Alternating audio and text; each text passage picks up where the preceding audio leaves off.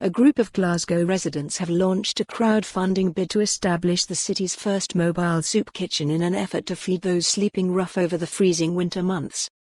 The winter project hoped to raise the £1,500 needed to fully kit out a disused trailer with catering facilities before driving around Glasgow's streets long after conventional homeless services have closed to deliver hot food, warm clothing and companionship.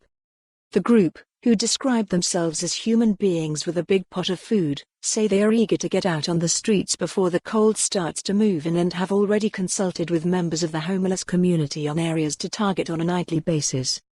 Read more: Brutal Reality of Glasgow's Temporary Homeless Accommodation. Spokesman Colin McInnes, who started the project alongside friend Fraser Riddell, said they hope to fill the void left by cuts to homeless services including the Hamish Allan Centre, which closed its doors in September last year.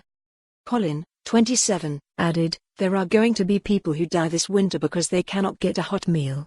Most soup kitchens close at around 8 p.m, exactly when the frost starts really hitting. We went out recently and spoke to a few of those sleeping rough outside of the Royal Concert Hall to gauge what they thought of the idea, and they were ecstatic. They were telling us what time to come, what streets to go to.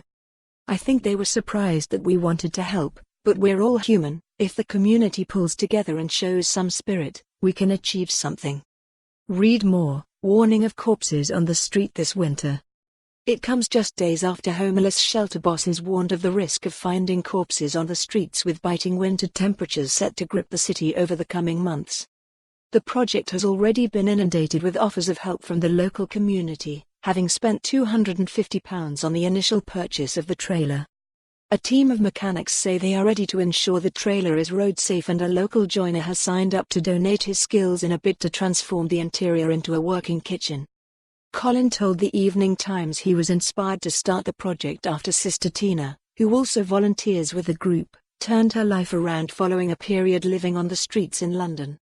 He said, "I have had a few people in my life who have been homeless. My sister spent 2 winters on the street.